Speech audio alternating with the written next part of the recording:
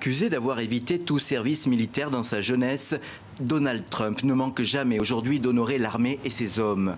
Et vendredi, il a reconnu qu'il envisageait d'aller plus loin encore que le dépôt de fleurs.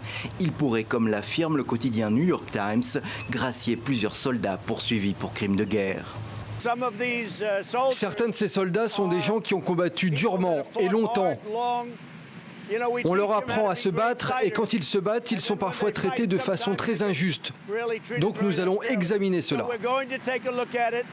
L'affaire prend un relief particulier aux États-Unis alors que doit s'ouvrir la semaine prochaine le procès militaire d'Edward Gallagher, un soldat d'élite accusé, entre autres crimes, d'avoir poignardé à mort un prisonnier blessé et adolescent. Je pense que le commandant en chef peut faire ce qu'il veut. Et cela fait partie de ses droits constitutionnels de gracier les personnes avant ou après un procès. Donald Trump n'hésite jamais à user de son droit prévu par la Constitution, surtout pour en faire profiter ses amis, ajoutent les critiques. Mais dans ce cas, ce sont des militaires ou d'anciens militaires qui soulignent les dangers de ces entorses aux droits de la guerre. Ainsi, l'ancien chef d'état-major, le général Martin Dempsey, s'est exprimé dans un tweet. Mauvais message, mauvais précédent.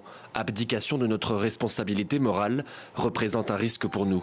Pour Pete Buttigieg, candidat à la primaire démocrate et également ancien militaire, ce serait un affront à l'idée de l'ordre et de la discipline, un affront aux lois de la guerre. D'autres anciens soldats ont écrit leur désapprobation dans les pages opinion du New York Times.